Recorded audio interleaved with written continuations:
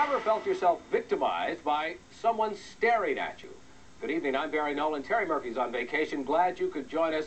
It's something most people have done. Someone interesting or attractive catches your attention and you stop, perhaps even ogle them for a moment. Well, if you work for the city of Minneapolis, don't ogle too long or you may find yourself fired. It's something that has a lot of people doing double takes as Diane Diamond investigates. Summertime and the ogling is easy.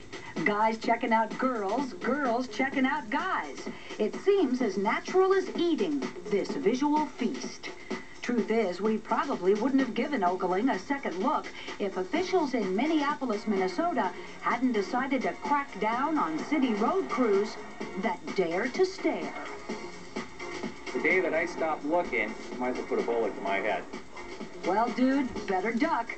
The city is now telling these road workers that eyeing women constitutes visual harassment and that they can be disciplined or fired for ogling. Maybe we should look into this.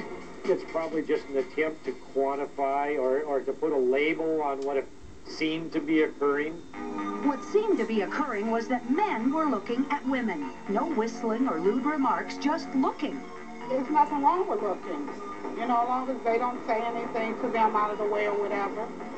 I have places to go, and that's where I go, and I'm not paying attention to anyone around me. So if they don't whistle or really holler out at me, they're not really there. But someone did complain about the ogling, and the officials took action.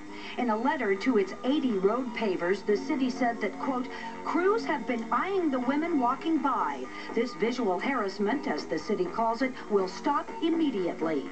Now some city workers are crying foul. There's some pretty things in the world, you know, why can't you look at them? That point of view seems to be shared by many people across the country. I'm married, but my wife says, even though I'm on a diet, I can still read the menu. The news from Minnesota also caught the attention of LA talk show host Joe Crummy.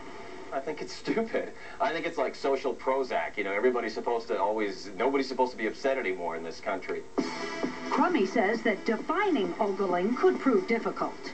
I guess an ogle would be a good, long, hard stare that would go on for a while, you know, just like right now that I'm looking at you and I'm not going to take my eyes off you, and that would be... But if that makes you upset, get a life. I mean, really, it's not that hard. Experts say it's natural for men and women to check each other out. I think that it's perfectly normal for people to just look at people who are pleasing to them and enjoy that.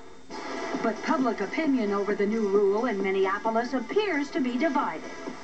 I think a glance here and there is perfectly normal, but staring is probably not okay. But if the person's really beautiful that's staring, do you mind?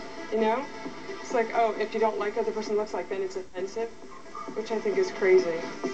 Crazy or not, the new rule is on the books in Minneapolis where those who stare had better beware. Well, you've heard both sides. What do you think? In a special hard copy poll, we're asking our viewers to vote, do you think staring should be made a crime? Now, to vote yes, staring should be made a crime, dial 1-900-737-6611. To vote no, staring should not be made a crime, dial 1-900-737-6622.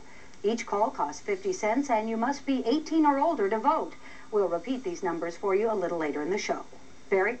Thanks, Diane.